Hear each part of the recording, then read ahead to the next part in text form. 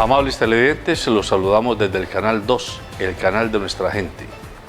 Hoy, en este programa especial del canal, tenemos la grata experiencia de entrevistar y conversar con la señora Tulia Mercedes Barreto.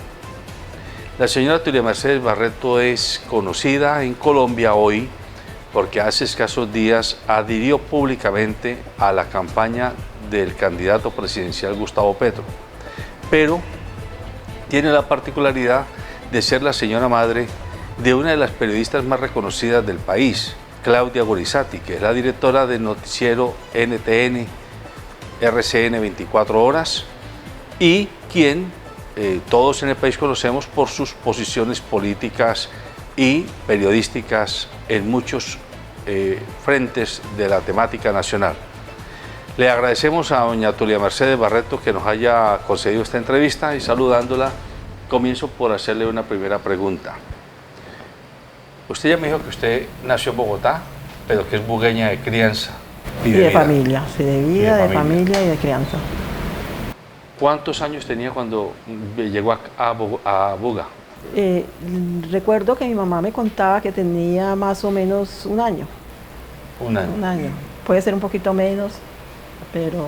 ¿Y después se quedó aquí, sí, salvo cuando se fue a estudiar? Claro, porque mi madre es raizal de aquí de Buga, y entonces tenemos la familia ampliada acá. Mi padre sí es de otra región, de Boyacá, pero una familia muy linda porque mi padre fue un hombre de principios profundos, cristianos y católicos. Esto quiere decir una persona que estaba siempre mirando la necesidad del pobre, la necesidad del más necesitado.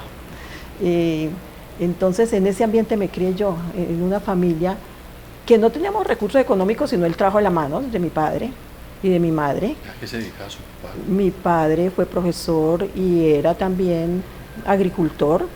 Él era profesor en el instituto de aquí de Buga, que era la granja agrícola Ollita. Y después él fue una persona dedicada a la agricultura y por último a la apicultura. La apicultura es una actividad bellísima. Su padre era apicultor. Sí, y además él era una persona dedicada al bien común aquí en Buga, trabajando con entidades como San Vicente de Paúl, ayudando a los más necesitados. Bueno, eso explica que el padre de la señora Tulia Mercedes haya sido apicultor, explica, ahora lo entiendo yo, por qué ella terminó siendo bióloga con especialización en apicultura y en abejas africanizadas, entre otras cosas. Y también explica que es una mujer con una formación científica. Usted me explicaba que ha participado en proyectos de investigación con la CBC, con entidades internacionales. A la CBC le organicé el proyecto de apicultura en el Valle, por allá en los años 79-80. Y me gusta mucho trabajar con el sector, pues eso me hace a mí que sea una mujer rural. La ley dice que mujer rural es la que vive de los ingresos del campo y las abejas son ingresos del campo. Pero más que todo, no solamente trabajar para mí, sino con las comunidades campesinas. Yo he trabajado mucho en comunidades campesinas porque también hemos trabajado mucho en lo que es la agricultura orgánica y lo que es la parte medioambiental. Como bióloga, pues también trabajé mucho en mi época de la universidad aquí por la Laguna de Sonso. Luchamos mucho por la Laguna de Sonso.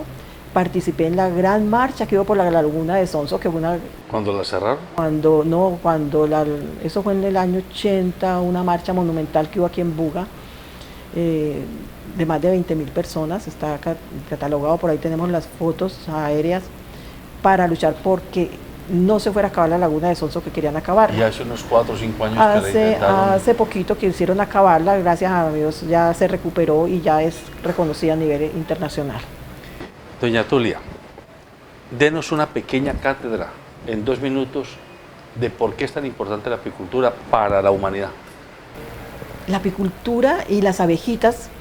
La apicultura es el cultivo de las abejitas para un bien del hombre, ¿cierto? Para poder extraer sus productos, y entonces es una forma muy técnica para poder disfrutar de estos regalos de la naturaleza.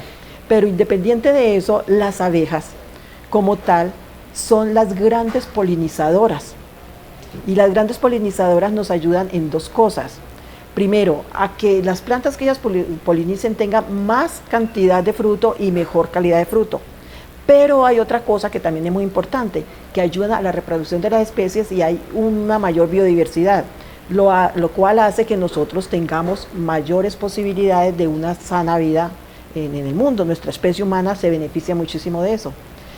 Con estos cambios climáticos, con el deterioro de la atmósfera, de las aguas, con la tala de bosques, con los monocultivos, te digo, el cafetal antiguamente no era un monocultivo. El cafetal estaba el sombrío que era el guamo, estaba la vegetación del suelo que tenía riqueza pero ahora ya es el café caturro, sin sombríos, y entonces ya hay que fumigar, ya hay que echar abono. Entonces, ¿qué pasa? Se deterioró el ambiente y lógicamente las abejitas tuvieron menos de dónde conseguir alimento, menos de dónde polinizar. Y así, por decirte, muchos otros cultivos. Entonces, ¿qué pasa? Cuando las abejitas se acaban, es un indicador de que el medio ambiente está muy deteriorado. Y es peligrosísimo porque ya en otros países les toca polinizar manualmente. Y así todo no es tan efectivo como la polinización de estos animalitos regalo de Dios.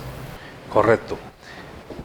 Usted, en su desempeño profesional, me contaba que fue secretaria de Salud aquí en el municipio de Buga. Yo fui secretaria de Salud en una época de transición, aquí cuando se empezó a implementar el cambio del manejo de las alcaldías, y fue muy interesante porque a mí me tocó empezar con la ley 10 y terminar con la ley 100. A nosotros como Laicos por Colombia nos preocupó mucho lo de la ley 100 porque veíamos que la salud, que es un servicio del Estado, es un derecho, se empezó a convertir en un negocio y nos preocupó mucho. Se hicieron muchos análisis desde Laicos por Colombia donde nos estábamos compartiendo esa posición y de alguna manera prácticamente se profetizó lo que iba a pasar con la salud en este momento.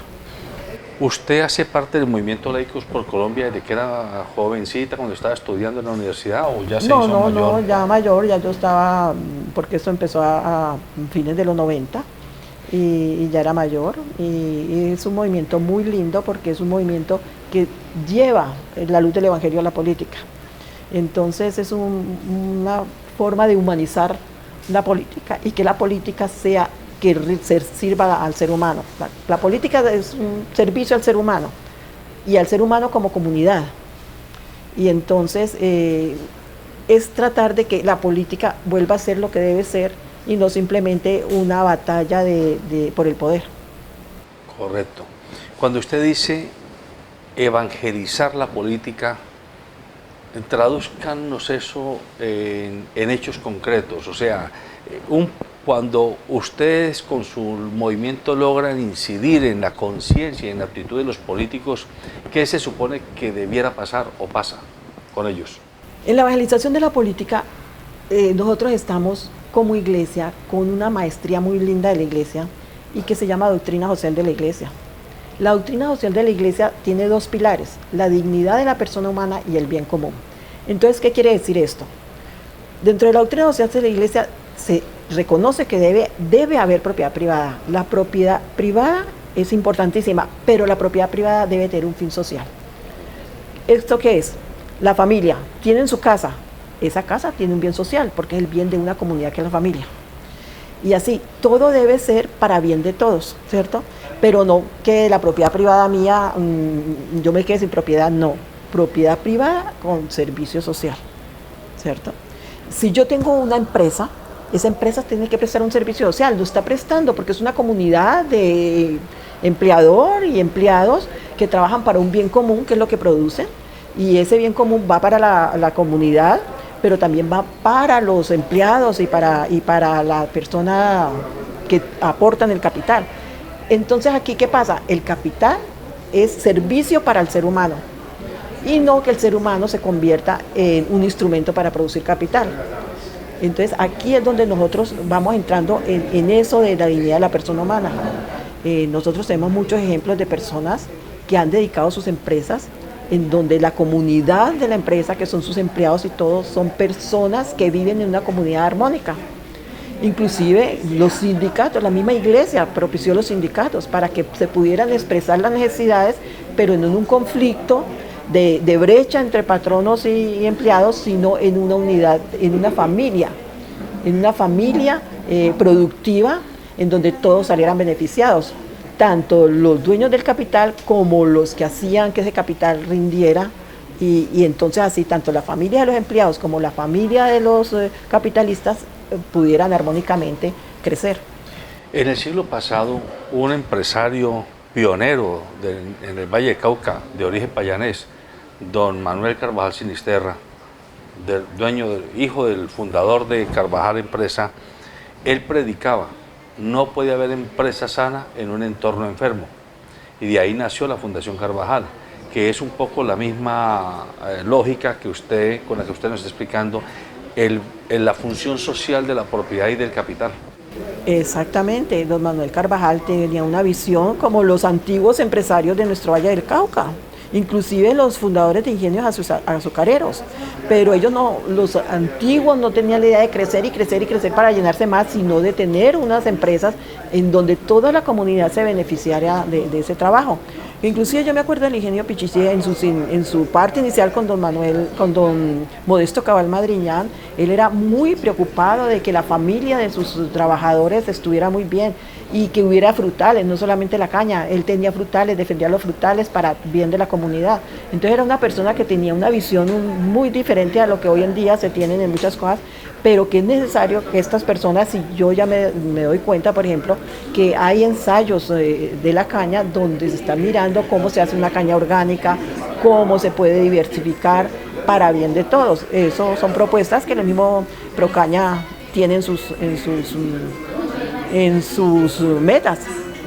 Bueno, usted se volvió noticia, usted es consciente que usted se volvió noticia en el país porque hace algunos días la señora Tulia Mercedes Barreto adhirió públicamente a la campaña presidencial de Gustavo Petro, y en la tarima ella, con el micrófono en la mano, dijo que apoyaba el programa que estaba proponiendo Gustavo Petro para llegar a la presidencia de la República. Con esa experiencia, con esa trayectoria que usted ya nos ha mostrado, con su formación científica, con su pensamiento lógico, explíquele a nuestros televidentes e internautas las razones que usted tuvo para considerar que el programa de Gustavo Petro es el más consistente. Pues mira, yo antes de tomar una decisión, primero analizo, y a mí me gusta mucho ver qué tiene de bueno y qué tiene de malo cada programa, ¿cierto? Y en el análisis general de los candidatos, el programa que más me gustó, no por mi gusto personal, sino que yo tengo el parámetro de la doctrina social de la Iglesia, era el de Gustavo Petro. Hay diferencias, como siempre, hay cosas que le gustan a uno, hay cosas que no le gustan, y al analizar esto, me di cuenta que hay unas cosas que se le pueden decir al candidato, porque yo me adhiero a un programa, no me adhiero a una persona, porque para mí todos los candidatos son seres humanos respetables, a los cuales me gusta oírlos. Candidato que viene yo lo oigo, yo hablo con él, me gusta oírle sus ideas, me gusta de una manera muy respetuosa hacerle aportes críticos, porque eso es ser ciudadano.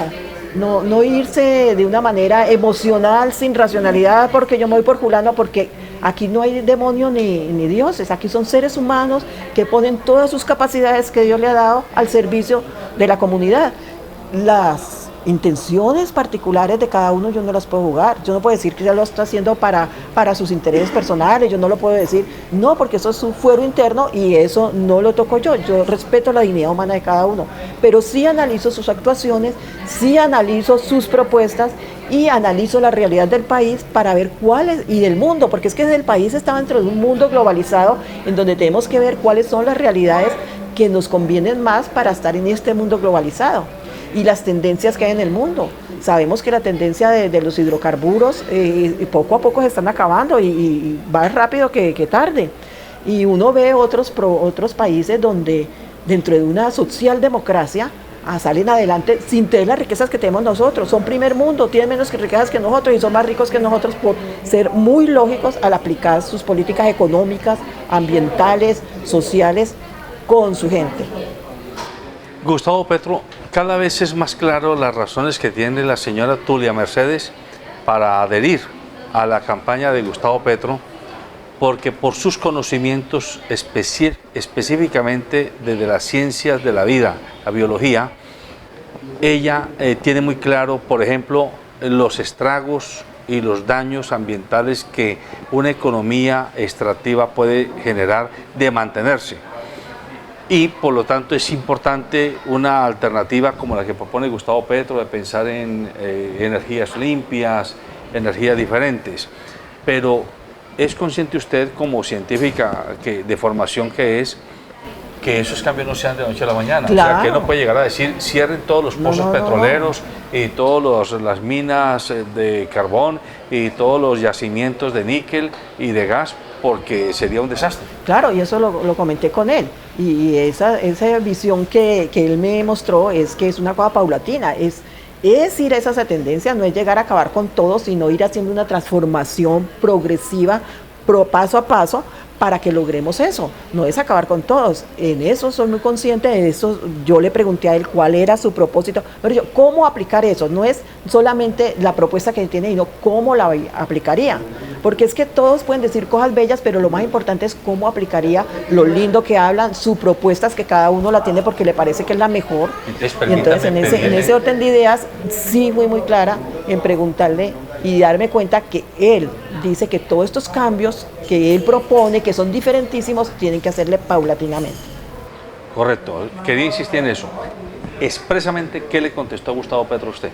Sí, que paulatinamente había que hacerlo, es que no se podía hacer de la noche a la mañana, porque además él es un hombre estudiado y él sabe que esas cosas no se pueden hacer así. Entonces yo veo que, bueno, hay mucho ruido en el ambiente, mucho ruido que es muy triste, porque el colombiano normal y corriente simple oye lo que dicen todos estos medios de comunicación, más que todo los medios digitales. Es que estos medios digitales nos están informando muchísimo, pero no tenemos la suficiente capacidad de digerir toda esa información para analizarla como debe ser. Entonces a mí me da mucha tristeza cuando en los celulares empiezan a llegar una cantidad de cosas que no tienen fundamento lógico, no tienen fundamento científico, y la gente empieza a replicar eso sin saber. Yo cuando me llega algo digo inmediatamente, mientras no compruebe esto yo no lo replico. No puedo ser tan irresponsable de replicar lo que me mandan sin haber analizado si es verdad o no. Entonces, en ese orden de ideas, yo invito a la comunidad que les llega una cosa que emocionalmente les llega, averigüen si es verdad, porque empezamos a replicar cosas que resultan mentiras y se vuelven falsas verdades. Entonces, en ese orden de ideas, yo sí quisiera que esta circunstancia, en donde estamos en posiciones políticas diferentes, pero eso no quiere decir que no haya, digamos, el amor, la amistad, porque nos debe unir a todos así. Hoy en día, en las familias de Colombia en general, hay uno de un pensamiento, otro pensamiento, y eso no quiere decir que la familia acabe. Usted es el más claro ejemplo. La señora Tulia Mercedes con su hija Claudia Gurizati son el claro ejemplo de que se puede mantener familia, construir democracia, porque yo no dejo de ser madre e hija y madre, porque tengamos opciones políticas diferentes. Claro, y además yo a Claudia la admiro muchísimo. Ella es una niña de mucho empuje, de una tenacidad, de mucho estudio, y su opción política, y no solamente opción política, sino su pensamiento, ella lo saca adelante, ella es tenaz para sacar su pensamiento adelante. De modo que yo la admiro muchísimo, y de alguna manera pues me gustaría que todo el mundo aprendiera a respetar las opciones diferentes sin agredir, porque pues yo sé, Colombia está en un momento de gran frustración de muchas cosas, y entonces es un escape de la gente por los celulares decir todo lo que le ocurre. Pero esa no es la solución. Con decir toda una cantidad de cosas que agreden o que hieren, con eso no van a solucionar nada. Pero si nosotros a través de esos medios empezamos a fomentar amor en vez de fomentar odio, vamos a ir uniéndonos y vamos a terminar esta polarización. Nosotros no estamos ni en el polo sur ni en el polo norte, estamos en el trópico. Es un ejemplo también de no ser polarizados, y un trópico con diversidad, un trópico donde tenemos todos los climas, la biodiversidad tan grande, podemos cultivar todo lo que queramos porque tenemos distintos pisos térmicos donde cultivamos de todo, fíjense la diversidad que hay en Colombia sin estar en el polo sur ni en el polo norte. O sea, no podemos polarizarnos, tenemos que aprovechar nuestra diversidad, tanto ambiental como de esa riqueza humana que tiene Colombia, un país que en medio de todo es feliz con tantas dificultades, y no podemos seguir matándonos ya no con armas, sino con agresiones. El candidato Gustavo Petro, dentro de su programa de gobierno, plantea la agroindustria, revitalizar la agroindustria como forma de macroeconómica de potenciar el país, fomentar la industria nacional y lograr que el campesino pueda generar empresa, emprendimiento y no simplemente un pedacito de tierra y punto. Eso es un tema de función social de la propiedad de tierra también, claro, pero genera mucha urticaria en ciertos sectores económicos del país, pues porque eso se asimila a expropiación, se asimila, le van a quitar la tierra a los que la tienen para repartirla entre los pobres y esa tierra se va a volver doblemente improductiva. Ayúdenos a entender, como usted es una persona formada e informada, la razón que a usted le permite tener confianza de que esa no es una medida populista de parte de... No, es que, primero, la propuesta de Gustavo no es expropiación. Eso no es expropiación. Eso es lo que dicen los mensajes que mandan y desinforman. El mensaje de Petro es que la propiedad cumpla su función social. Y es lógico, como en Estados Unidos, los grandes latifunios improductivos es una cosa y no es para expropiar, es para ver cómo producen. Pero qué cosa les quiero decir, una economía sana está basada en una pirámide que es una base productiva, un segundo escalón que es el comercio, un tercer escalón, los servicios. Esa base primordial de la pirámide es la producción, y en Colombia la producción básica es la producción agropecuaria, que es la vocación de Colombia. Colombia tiene una vocación agropecuaria. De las 25.000 hectáreas productivas, prácticamente son unas 7.000 las que están produciendo. De modo que esa producción básica debe ser la base de la pirámide. Después debe venir otra producción, que es la producción donde ya se le hace un manejo a esa producción básica, que ya se le da un valor agregado, y esa es la agroindustria. Pero no solamente la agroindustria. Por ejemplo, antiguamente teníamos un coltejer, por decir algo, que cogían el algodón y producen sus telas. Fantástico. Ya nosotros tenemos que traer todas las telas. Y nuestra industria perdiendo. Entonces, poder producir muchas cosas, tenemos una capacidad de innovación, de emprendimiento, los jóvenes están saliendo con unas preparaciones, inventándose una cantidad de proyectos productivos que es industria, y esa industria tiene que ser la base. Después viene el comercio, todo lo que se produce tiene que comercializarse, entonces ese comercio acorde a esa producción es sano, pero nosotros en este momento estamos viendo que tenemos muy bajita producción y más comercialización, la pirámide se va volviendo inestable. Y por último, la de servicios, y aquí en este momento estamos con que los servicios y más que todos los financieros son los que más producen, entonces tenemos la pirámide económica invertida y eso da mucha inestabilidad dentro de las luchas que se hacen por la política del país en la cuestión de Hacienda, o sea, la política monetaria, la política fiscal, todas estas políticas para mantener esto de una manera que tengamos un reconocimiento a nivel internacional. Entonces hay que ajustar esas políticas a una política mucho más seria, mucho más estable, mucho más firme. Entonces, esa política de que la producción agropecuaria sea la base, la agroindustrial siga la comercialización sana, que no sea el contrabando ni tener que traer todo, eso nos va a dar una estabilidad. Colombia es un país que tiene todas las riquezas para ser más rico y un primer país por encima de del norte de Europa. El norte de Europa son países con una socialdemocracia, eso no es el socialismo comunista. Eso no es lo que queremos, eso está mandado a recoger hace mucho tiempo. Acá es una socialdemocracia lo que se propone con una economía muy seria y que eso lo vi en el programa de Gustavo Petro. Yo vi los otros programas, también son con una economía, pero que para mí está un poquito retardada porque se queda en modelos anteriores y no en la tendencia mundial de tener una autonomía, pero con una estabilidad, protegiendo la propiedad privada, protegiendo el desarrollo intelectual y productivo individual, pero también buscando, y eso lo hemos trabajado mucho con otras universidades, que es la economía solidaria. Aquí no hemos tenido economía solidaria, tenemos unas cooperativas, tenemos unas asociaciones, pero todavía no tenemos una verdadera economía solidaria como una asociación de campesinos en un territorio amplio donde se pueda definir qué tipo de cultivos se hacen para que sea productivo a nivel grande, pero en asociaciones de campesinos. Usted tiene razón, porque en Europa, en España, en Francia, en Italia, en Bélgica, existen las llamadas sociedades agrícolas de transformación, que no son otra cosa que lo que usted acaba de decir. Campesinos en sus pequeñas parcelas se juntan, crean cooperativas o asociaciones de primer grado, sacan su producto a una de segundo grado, y el segundo grado tiene una gran comercializadora internacional y le revierte los valores de ese negocio a los campesinos. Y nadie deja de ser propietario de su pedazo, pero todos se juntan para lograr un gran negocio. Eso es lo que se está proponiendo. Eso es lo que se llama economía solidaria, que no es un comunismo donde el Estado es el que maneja las propiedades, sino que las personas propias de sus terrenos y de sus empresas, pero trabajando colectivamente, trabajando organizadamente, sacan adelante su región y sacan adelante sus familias. Y entonces, con esa economía solidaria podemos volver que los jóvenes del campo, por ejemplo, las montañas de aquí que están ya personas de edad produciendo, porque los jóvenes todos se bajan a estudiar mercadeo y no vuelven al campo. Y lo que necesitamos es jóvenes bien formados, emprendedores, que sepan lo que es una agricultura productiva y propios ellos de esas agriculturas, poder salir adelante.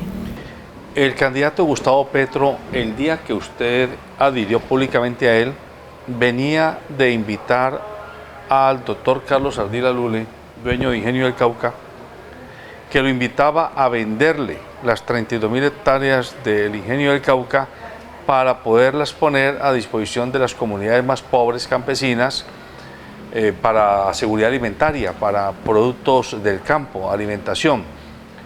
En algunos sectores de la opinión pública eso ha sido leído como una amenaza sutil de lo que se puede venir, un anuncio de expropiación. En otros sectores se ve como la invitación que un candidato presidencial hace a que ese monocultivo, que puede afectar mucho a la tierra, termine o diversificándose o permitiendo que los campesinos jueguen el partido al lado de la caña. ¿Usted cómo lo lee? Yo lo leo como una invitación a que los grandes dueños del capital que tienen que invertir aquí en Colombia piensen en esas economías solidarias, que ese capital que aportan no es para expropiárselo, es para que ponga en una función social mucho mayor, mucho mayor. Entonces, en ese orden de ideas, pues los miedos que nos han metido por las redes, entonces automáticamente todo el mundo está pensando, ¿será que está pensando en expropiación? Yo lo veo claro, yo no veo en expropiación, porque aquí en Colombia llegar a un comunismo es muy difícil. Aquí tenemos una sociedad muy fuerte en el sector, digamos, de dirigencias, que no van a dejar que esto pase. Y yo no veo a Gustavo en ese plan, porque yo lo he oído tranquilamente decir, esos modelos comunistas ya están mandados a recoger porque no funcionaron, ¿cierto? Eso no funcionó y se da uno cuenta que no ha funcionado, pero sí se debe fomentar lo que nos dice la doctrina social de la Iglesia, ¿cierto? Que es que trabajemos unidos unos con otros, y en vez de haber una brecha entre patronos y empleados o empleadores y empleados, debe haber una unión para trabajar conjuntamente, pero tiene que haber una formación en este aspecto. Nos falta formación en solidaridad. La solidaridad es la clave en esto, y tenemos que empezar a formar a nuestros jóvenes en ese espíritu solidario que nos sacaría de este caos de polarización y de no saber para dónde queremos ir. Su preocupación y su mensaje se conecta con estudios recientes de una ONG internacional como Oxfam, que avalados por las Naciones Unidas están diciendo que en Colombia más de 1 millón de familias campesinas tienen menos tierra que cerca de 40 millones de vacas. Eso da una medida del punto de inequidad o de ausencia de posesión de lo mínimo de espacio vital de tierra para el campesino en el campo. Hay más tierra para las vacas, o mejor, una vaca tiene más tierra que un campesino en promedio, que 1 millón de familias, que estamos hablando de 5 millones de colombianos. Sí, aquí por eso tenemos que unirnos, no separarnos, no polarizarnos, sino analizar todas estas propuestas con cabeza fría, con el corazón abierto, ¿cierto? Porque realmente nosotros tenemos la riqueza en la mano y la estamos así como el agua dejando salir por las manos, ¿cierto? Entonces, una formación en economía solidaria, en solidaridad a los jóvenes, a los dueños del capital, a los dueños de sus manos que trabajan, a los dueños de su intelecto, para que busquemos unas propuestas bien interesantes para poder sacar esto adelante. Yo creo que aquí hay mucha desigualdad, uno de los países más desiguales del mundo, con las riquezas que tenemos, con la cantidad de inversionistas que les da miedo a veces invertir porque no tienen esta formación solidaria. Pero nosotros teniendo formación solidaria, sacamos adelante este país. Y de todas las propuestas que vi, que estudié, es la que me parece más acorde a la tendencia del mundo, pero la tendencia del mundo en una socialdemocracia, en donde el estado de bienestar que veníamos hasta cierto punto y que empezó a decaer, volvamos a recuperarlo. Eso que usted dice está evidenciado también en casos como el que recientemente una revista nacional publicó como noticia que un campesino del Ariari había destruido 40 hectáreas cultivadas en yuca, porque le resultaba más barato destruir la cosecha que venderla, sacarla para empaquetarla y venderla. Les estaban pagando a 1.000 pesos caja de 20 kilos de yuca. O sea, no le daban ni para comprar los insumos, y menos para todos los demás. En ese tipo de factores es donde se mide la inequidad, la desigualdad. Claro, por eso ese piso, esa pirámide económica de la producción, pero con la comercialización. Y algo muy interesante es que ese libre mercado, ese capitalismo salvaje, que es que el mercado es el que marca todo, debe tener un control del Estado. No podemos estar ni en el estatista completamente que domine todo, ni en el libre mercado, que es una cosa al azar y que a la hora del té es lo que nos ha dejado muy, muy en esta brecha. ¿Por qué? Porque si yo produzco y no tengo cómo comercializar, se acabó todo. Este campesino que produce una cantidad de bien, de alimento, y no poderlo comercializar, entonces ahí donde el Estado tiene que estar interviniendo en las vías, ya sea físicas, ya sea vías aéreas, que podamos llevar ese mercado a los sitios de acopio y de una manera poder estabilizar los mercados nuestros, inclusive para poder producir para exportar, ¿sí? Llenando nuestro mercado con nuestros productos y poder exportar. Claro que estos tratados de libre comercio donde nos prohíben muchas veces proteger lo nuestro como ellos sí los pueden proteger es muy delicado, ¿cierto? Y tenemos que traer cosas de afuera cuando nuestros campesinos están perdiendo sus cosechas. Entonces allí es donde el Estado tiene que regular esto para que nosotros estemos bien.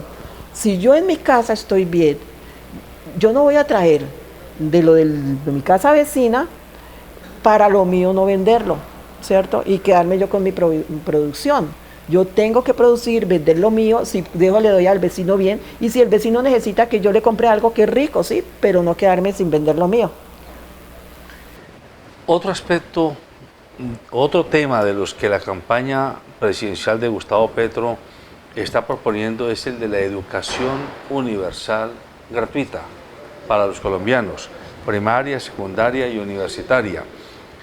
Desde algunos sectores de análisis económico se plantea que eso es sencillamente imposible, que eso es una propuesta populista porque el Estado no tiene la plata vía tributación para tener los recursos con que mantener a 3 millones, 4 millones de estudiantes universitarios que ya han salido de la educación secundaria y tener a 8 millones de estudiantes en primaria y secundaria, es decir, 12 o 13 millones de colombianos. ¿Usted considera que es posible lograr esto de una vez o también es un proceso gradual, paulatino? No, son procesos graduales, pero es un proceso, ese proceso es gradual, pero no tan lento como otros, ¿cierto? Hay unos procesos más lentos, por ejemplo, el cambio a energías solares o energías limpias es un proceso más lento. Este es un proceso que se puede hacer mucho más rápido. Primero que todo, hay que estudiar muy bien el presupuesto nacional y ver cómo se reubican las partidas. Pues también otra cosa que tenemos que tener nosotros es esa honestidad que nos ha faltado, porque hay una corrupción y eso nadie la puede negar. Si la plata de la corrupción no se perdiera, pues haríamos maravillas. Pero pues de todas maneras hay que hacer un proceso porque hay que educar muchas cosas, pero yo creo que inclusive no se llama educación gratuita, yo no la llamaría gratuita, porque todo la pagamos con los impuestos, o sea, es una cosa que ya hemos pagado por adelantado, no es que sea gratuita, sino que la hemos pagado por adelantado. Entonces hay que tomar conciencia que no se le está dando a los muchachos una educación gratuita, sino que sus padres han pagado en los impuestos lo que ya ellos están retribuyendo en la educación. Sí se puede en un periodo más corto, pero buscando reubicar todas las partidas que tiene el presupuesto nacional. Además, hay experiencias. Alemania, que es un país capitalista occidental, Argentina. O sea que no es imposible porque otros países lo tienen. Si otros países lo tienen, se puede. Y los países que dicen del primer mundo, porque digamos que Argentina y allá dicen que también hubo problemas y que no sé qué. No, los países que están estables con eso y que a sus muchachos los educan. No solamente tecnológicamente para que sean ingenieros y produzcan, sino que además de su producción técnica tengan una capacidad humanística en su trabajo técnico. O sea, nosotros tenemos que ocupar nuestra mente y a nuestros muchachos en educarlos, tanto técnica como humanísticamente, mostrarles que es realmente trabajar, no solamente para yo tener mi presupuesto y mi vida solucionada, sino que mi trabajo es un bien común, es un servicio a la comunidad. Usted fue secretaria de Salud aquí en Buga y por su formación en Ciencias de la Vida, insisto, pues es muy sensible a la problemática de la salud humana.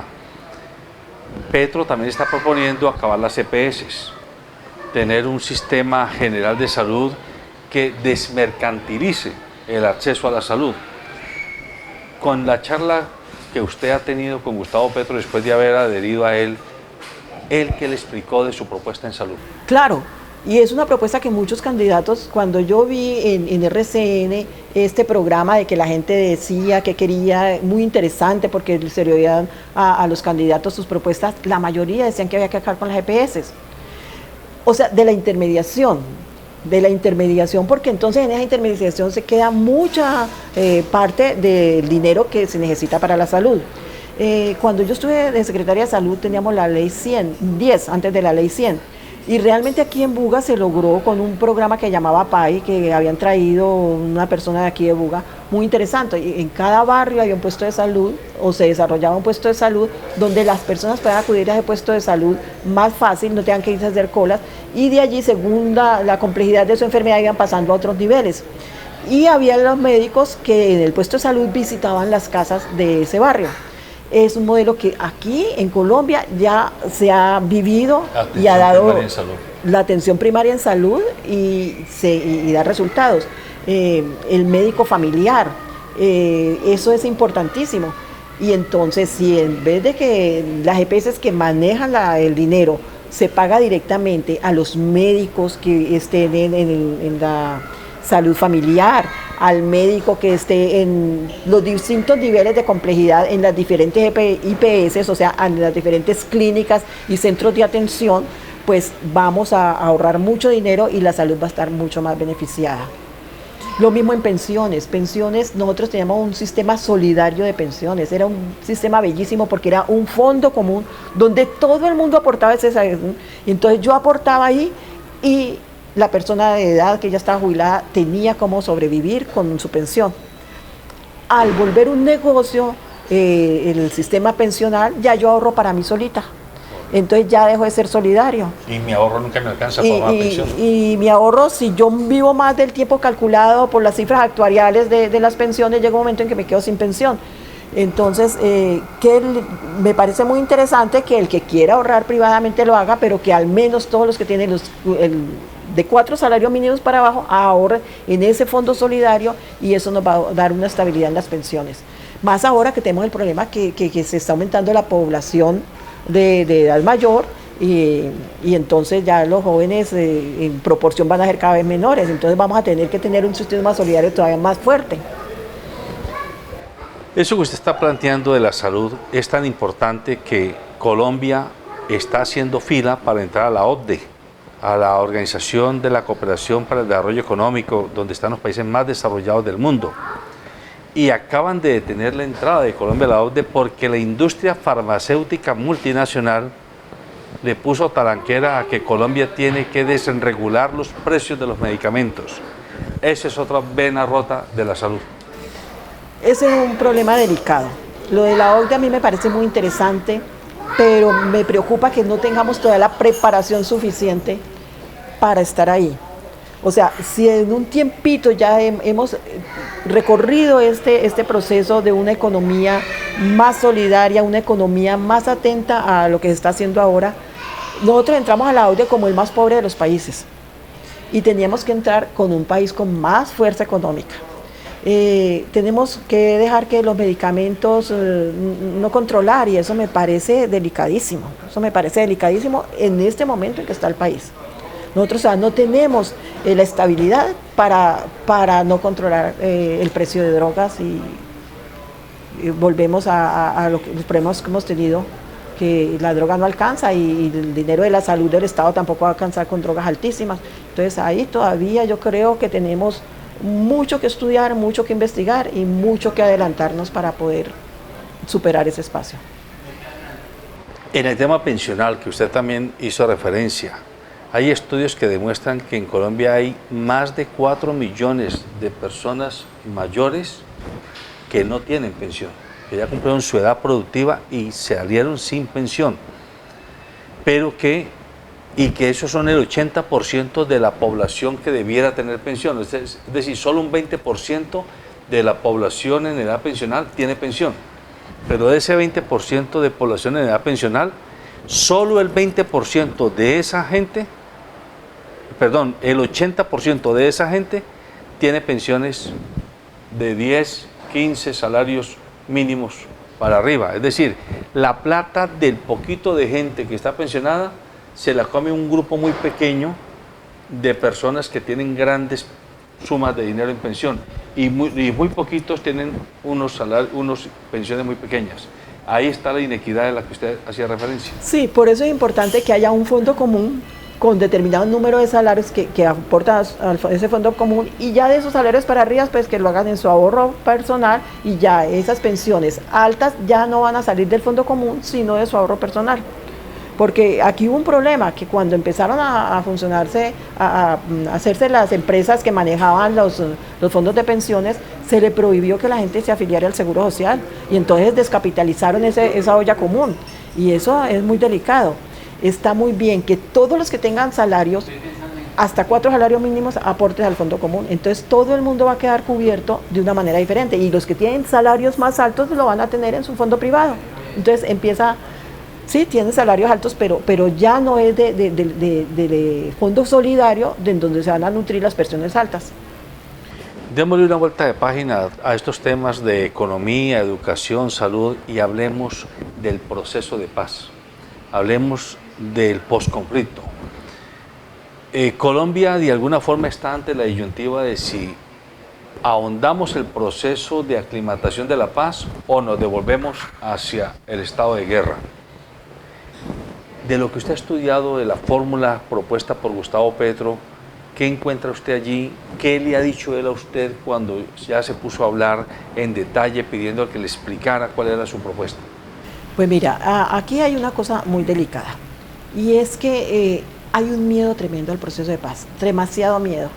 Y con tanto miedo al proceso de paz, entonces es muy difícil que el proceso siga adelante. Nosotros tenemos primero que seguir adelante, no echarlo para atrás. Hay que hacerle ajustes, porque toda propuesta, todo proyecto humano se realiza, y toda obra humana siempre es perfectible. Y perfectible quiere decir que se puede perfeccionar, ¿cierto? Pero no echarla para atrás. Y se puede perfeccionar, pero quitando el factor miedo. Porque el factor miedo nos lleva a tomar decisiones completamente a veces absurdas. Porque no lo estamos haciendo con la lógica de la razón, sino con la lógica del miedo. Y eso es lo que tenemos ahora muy delicado. Yo pienso que se han cometido gravísimos crímenes. Nunca yo estoy de acuerdo con las armas, nunca. Y esos crímenes gravísimos que se han cometido, se cometieron, pero yo que he estado en procesos de paz, yo que he estado en nodos de perdón y reconciliación, me quedo impresionada de ver cómo hay personas que ese sufrimiento lo lograron perdonar para seguir adelante. Que estas personas que han cometido crímenes se arrepientan es importantísimo. Y yo he visto en muchas partes que han pedido perdón.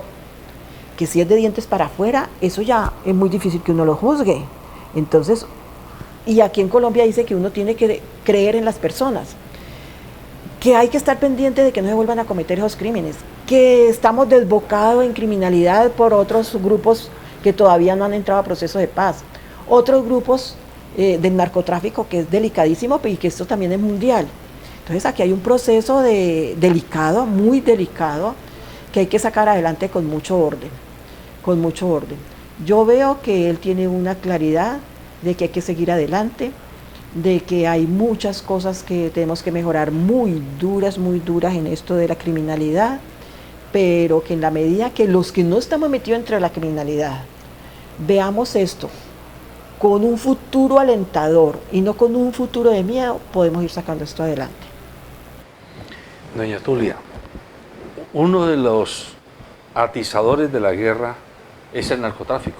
Claro. El narcotráfico se convierte en el combustible que mantiene grupos delincuenciales, grupos ilegales, grupos de narcotraficantes arrasando el territorio. ¿Usted considera que la solución con el narcotráfico es seguir erradicando o, como se dice, aspersando glifosato y sancionando penalmente al campesino, que es el eslabón más débil de la cadena? ¿Habría que buscar un concierto internacional para forzar a las economías, que son las que demandan el producto de acá, a que no nos obliguen a poner a nosotros los muertos y ellos poner las narices para el consumo? Claro, es que ese es el problema. Es que el problema de la cocaína es un problema internacional, no es solo de Colombia. Y en Colombia pues se ha multiplicado la producción y tenemos que hacer unos acuerdos muy grandes internacionales. A mí me preocupa mucho, mire, cuando en la época que el alcohol era ilegítimo, ilegal, hubo las famosas mafias. Se legalizó en Estados Unidos y empezaron las mafias a bajar. Es que aquí hay el problema también de que con la ilegalidad la distribución se hace costosísima y eso es muy delicado. Pero eso tiene que hacerse a través de unos acuerdos muy serios internacionales. Muy difícil que las personas que ya están acostumbradas a recibir ese dinero fácil lo quieran soltar. Entonces hay que llegar hay que hacer una combinación de actividades. ¿En su conversación con el candidato Petro habló de ese tema? Ese tema no lo toqué todavía muy a fondo, lo toqué muy por encima, ese no lo toqué muy a fondo, pero quedamos de seguir hablando porque tampoco tuvimos tiempo para hablar muchas otras cosas, pero vamos a seguirlo hablando porque ese tema es tan delicado que sí quiero trabajarlo más a fondo con él, porque es que uno está viendo que parece que esto no va a tener solución. Y yo sé que todo problema tiene solución, pero es muy difícil, pero se puede hacer. Gustavo Petro genera mucho temor, mucho miedo, ideológicamente hablando, con el castrochavismo, con su relación histórica con Chávez, con su relación con Maduro, con sus proximidades con lo que se llamó el socialismo del siglo XXI. Usted, que es estudiosa de la doctrina social de la Iglesia, que habla de la evangelización en la política, que ha estudiado el programa de Gustavo Petro, que tuvo la oportunidad de hablar con él, ¿le tocó este tema? ¿Lo cuestionó sobre esto? ¿Está un lobo disfrazado de oveja ante los ciudadanos colombianos o realmente es un hombre al que se le está demonizando su actitud progresista? Pues yo veo más una demonización, porque muy claramente me dijo que esos modelos ya estaban mandados a recoger. Él tiene una formación académica que no tienen en Venezuela los que están dirigiendo. Entonces, allá se pueden hacer cosas un poco locas, bastante locas, pero acá yo veo con mucha seriedad este proceso que yo no le llamo castrochavismo porque es una palabra que se inventó para atemorizarnos. Hay distintas, digamos, dictaduras que en todas partes hay estado, pero no se le han puesto nombres, así como aquí para asustarnos. Hay que estar muy pendientes de que el cómo se ejerzan las cosas no sea a llevar a un estatismo, y eso me lo dijo él y lo ha dicho en sus discursos. Yo no estoy de acuerdo con el estatismo total, que son estos modelos que estamos rechazando y rechazando fuertemente, porque eso no nos lleva a ningún Pereira, como se dice, pero nosotros tenemos una diversidad de cosas. Nosotros no dependemos solamente del petróleo, ¿cierto? Como Venezuela. En este momento dependemos bastante del petróleo, pero en una cantidad mucho menor que Venezuela, pero tenemos una riqueza inexplotada que es nuestra producción agropecuaria y de industrialización. Yo pienso que aquí en Colombia llegar a esos modelos estatistas que nos tienen metidos, y con el miedo de los foros de San Pablo y de la extensión del comunismo, entonces nos están asustando mucho, pero por mirar ese miedo de que recemos para que no seamos comunistas, no nos damos cuenta de la cantidad de males que tenemos ya, que tenemos que erradicar, ¿cierto? Hay una cantidad de males que tenemos que erradicar y que a esos tenemos que centrarnos, ¿sí? Nosotros tenemos una desigualdad muy grande, una injusticia social, tenemos que trabajar en eso, ¿cierto? Que montar una social democracia, o sea, un Estado social de derecho que ya lo tenemos en la Constitución, pero que todavía no lo hemos estrenado en plenitud. Entonces, seguir avanzando por esa Constitución del 91 que dice que es un Estado social de derecho, realmente se desarrolle como tal. Y eso se desarrolla con una socialdemocracia que es como la que hay en Alemania, la que sacó Alemania después de la Guerra Mundial, la que ha fortalecido todos los países del norte de Europa, que son países capitalistas, pero que el capital lo usan para bien de su comunidad y no simplemente su comunidad para servicio del capital. ¿Cuál es su planteamiento frente a quienes dicen que Juan Manuel Santos le entregó el país a la guerrilla con este acuerdo que se firmó, que la guerrilla asaltó la buena fe de los colombianos y del gobierno en nombre nuestro? No. Cuando se estaba en la votación del sí o del no, nos decían que no, que la plata que tenían los de la FARC se iban a acabar si se aprobaba eso. Y lo que vimos es que la cantidad de votación que sacó la FARC era mínima, y eso se sabía, porque es que Colombia no quiere la guerra, Colombia no quiere los asesinatos, Colombia no quiere que andemos en armas. Muy poquitos son los que quieren estar en armas. Imagínense las FARC, ¿cuántas personas tenía las FARC antes de supuestamente 8.000 combatientes y 4.000 milicianos. Y somos 45 millones.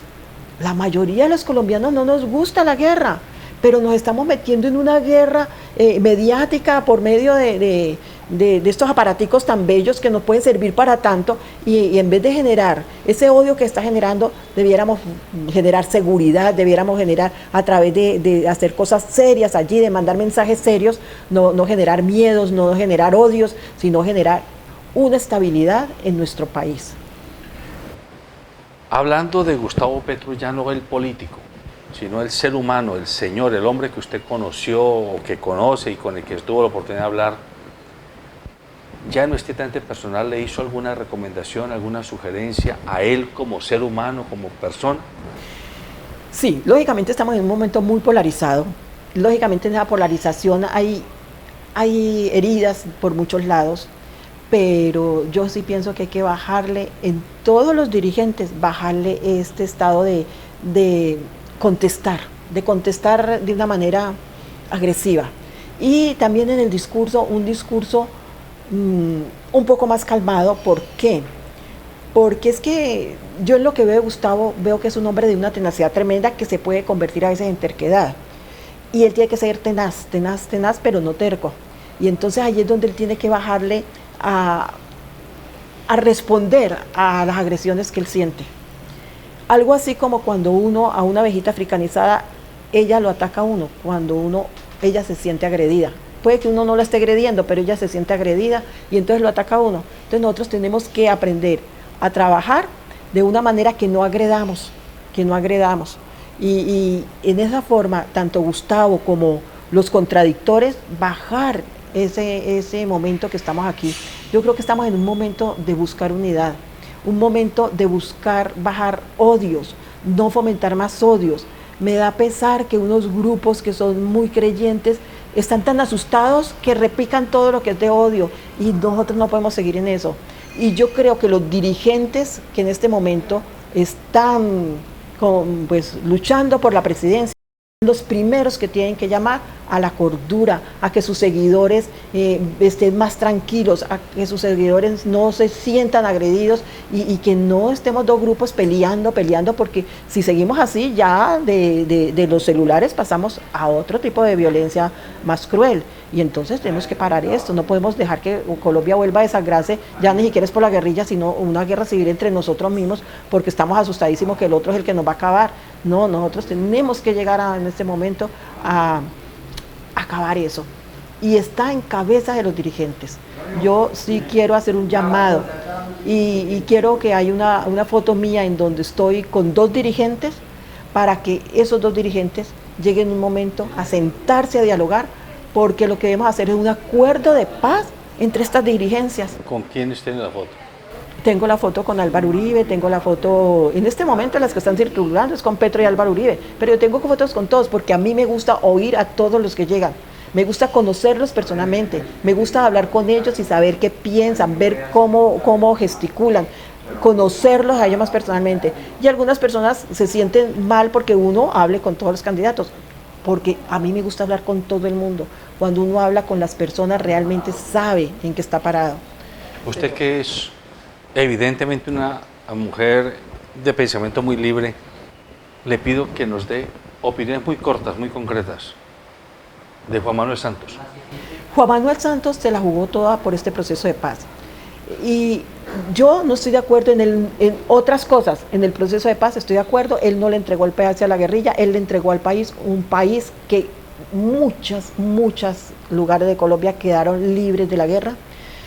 Uno como conoce el sector rural se da cuenta que hay un respiro en las comunidades rurales, que eso no lo conoce la mayoría de la gente citadina. Entonces, con él tengo diferencias en la parte económica. Cómo ha manejado ciertas cosas económicas, no estoy de acuerdo con él. No estoy de acuerdo con el manejo que se le ha dado, por ejemplo, a cosas de la salud. Pero en el proceso de paz sí estoy de acuerdo con él. Álvaro Uribe. Álvaro Uribe es un hombre muy inteligente y un hombre que si ha hecho cosas malas, pues todos los humanos hacemos cosas malas. Lo importante es que no se sigan haciendo, lo importante es que rectifiquemos, pero también tiene cosas muy buenas. Es una persona que en su manera de ser, y le veo yo, y yo no le puedo juzgar su fuero interno, quiere que también esto salga adelante con los programas que él tiene. No estoy de acuerdo con todos los programas de él, lo respeto como respeto a todos, con todos hablo, a todos les pregunto, aunque con Álvaro no he hablado mucho de su proceso político porque lo conozco, simplemente lo hablo con él de una manera muy de llevarle un mensaje espiritual, de un mensaje de que llegue a sentir paz en su corazón, porque él a veces lo ve uno angustiado y se le salen cosas que no debe decir. De sus acciones yo no puedo decir más porque uno no conoce ya muchas cosas que pueden haber, pero yo sé que él ha querido sacar este país adelante en su forma de verlo. Germán Vargas Lleras. Germán Vargas Lleras es un personaje que ha recorrido el país, no solamente físicamente, sino que lo ha recorrido desde sus abuelos hasta ahora, en el sentido de que conoce un manejo de hacer política tradicional, que para uno llaman maquinarias, tiene cosas muy interesantes, pero creo que le falta entender lo que es la proyección de hoy en día, la tendencia mundial en muchas cosas. Humberto de la Calle. Humberto de la Calle, veo un hombre bueno, un hombre que luchó por sacar este proceso. Son personajes todos que quieren el bien del país a su manera y a todos los respeto. Humberto se dio ese proceso de paz, lo admiro porque sacar ese proceso de paz no era fácil. Eso lo desgastó, los miedos de las redes le quitaron popularidad, pero hay que agradecerle enormemente que haya sacado adelante este proceso de paz. Sergio Fajardo. Un hombre intelectual, un hombre que le gusta la academia, un hombre que ve el proceso de la administración pública muy académicamente, eso está bien, pero entonces veo que le falta en este momento más fuerza para poder llegarle a la gente y haber tenido más votación. Gustavo Petro. Gustavo Petro es un hombre que pienso yo que es un hombre de mucha tenacidad, que ha sido golpeado, que posiblemente también ha golpeado, pero que también está pensando por el bien del país, por la opción de los pobres, porque la salud sea más equitativa, y entonces me parece eso interesante. Por eso te digo, el modelo de Gustavo fue el modelo más acorde con la doctrina social de la Iglesia, pero cada cual tiene que estudiar y tener sus parámetros para medir. Por ejemplo, yo lo mido con la doctrina social de la Iglesia, otros lo pueden medir con el modelo de Keynes o de Hayden en la economía, o con otros modelos de economía alternativa como la de Max Neff. Cada cual que mire cuál es su filosofía, y con esa filosofía y con esos parámetros y con esas enseñanzas analice cada uno de los candidatos y analice sus propuestas, pero en paz, en tranquilidad, sin miedos. Permítame hacerle una última pregunta ya más íntima. ¿Usted ha hablado con su hija Claudia Gurizati después de su adhesión a la campaña de Gustavo Petro? Sí, nosotros hablamos, contarnos pero eso lo quiero dejar más conversado? intimidad, porque no quiero esa parte íntima ponerla públicamente, porque a Claudia yo la admiro, es una mujer luchadora, una mujer que ha sacado adelante los proyectos que le han pasado por delante, y sacar 2 canales, porque el primer canal ella, cuando RCN empezó, ella estuvo allí al pie de sacar este canal, el NTN 24, su programa La Noche. Ella es una mujer tenaz, es una mujer que sale adelante, es una mujer sencilla, muy amante de sus hijos, y es una mujer de admirar, pero ella tiene su visión política diferente a la mía. Entonces esa parte de intimidad no la quiero tocar aquí. Doña Tulia, muchas gracias por habernos concedido esta entrevista. Yo quiero cerrar con 3 reflexiones. La primera, la relación de madre e hija, porque hay que admitir que doña Tulia se hizo noticia, se convirtió en noticia por su adhesión a Gustavo Petro, pero también porque es la madre de una periodista muy reconocida, como ya lo dije al principio del programa. Ese hecho debe ser convertido en un hecho de paz, en un hecho de consolidación democrática en Colombia, porque la democracia y la madurez política se mide entre los seres más cercanos. Por eso nos dicen todos los expertos que no nos pongamos a pelear por las ideas políticas y por los candidatos políticos, porque terminadas las campañas terminamos enemistados nosotros con nuestros seres queridos, y los políticos terminan a manteles volviendo a hacer concertación. Ese es un primer mensaje, que la adición de Tulia Mercedes Barreto a la campaña de Gustavo Petro le está enviando a muchos colombianos y colombianas. Un segundo hecho que quiero dejar como reflexión es que no se está adhiriendo a Gustavo Petro una señora que simplemente emocionalmente lo quiere hacer. Es una colombiana formada, es científica, tiene pensamiento lógico, se ha tomado el trabajo de estudiar las propuestas de los diversos candidatos y llegó a una conclusión personalísima, y por eso decidió hacer pública su adhesión al candidato. Y tercero, un mensaje a Colombia entera, comenzando por sus dirigentes: no más polarización. Colombia necesita reivindicar el derecho a la paz, y el reivindicar el derecho a la paz no es reivindicar el derecho a la impunidad, es reivindicar el deber que tenemos todos de apostarle por un país en paz para que nazca de verdad el siglo XXI. Buenas noches.